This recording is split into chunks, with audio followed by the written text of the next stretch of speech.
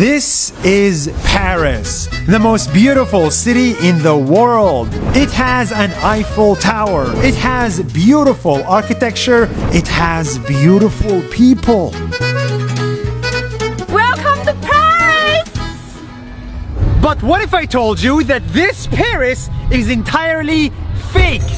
Yes, fake, because what you're looking at is called the city of Tianduqing. It's a city in China that's 6,000 miles away from the real Paris, because someone in China decided to copy Paris detail for detail, with the same Eiffel Tower, same French buildings, same streets, same fountains, and even the same statues. This is the fake city of Paris.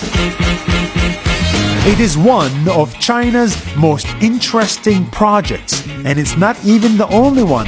There are tens of cities in the heart of China that look like the heart of Europe and America. It is duplicated architecture, or as they call it, duplitecture. See, years ago, Chinese architects traveled all the way to Europe and studied the cities they wanted to duplicate and recreated them down to the last detail. From the pavements to the street names to the bridges, the apartments, the phone boxes, they are all almost exactly the same as those you would find in Europe. Now, before you judge, you should remember that in China, copying is not always a bad thing. It's a way to appreciate the original. And the Chinese are not the only one. Many countries have copied European landmarks before, like the Eiffel Tower in Las Vegas or Big Ben in India. But in China, they took this appreciation to the next level. In China, there is a town that looks like London, where you can use a London phone booth and see the famous London Bridge. There is another town that looks like Holland, and another town that looks like Deutschland.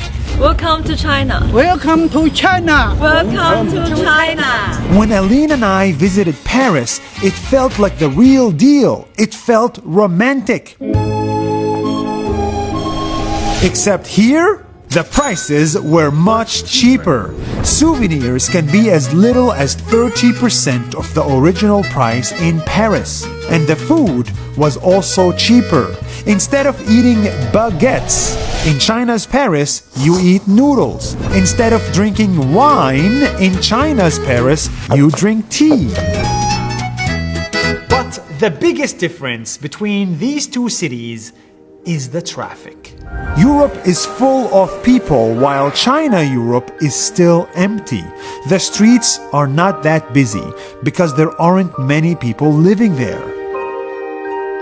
The hope behind this project was to attract hundreds of thousands of Chinese people to call this home. But because of the cost and the location and the architecture differences, the average Chinese person could not afford this. No one lives there. This is an office building. Nobody lives there? Yes. That's why some European city projects failed. Developments had to stop, and the city became a ghost city.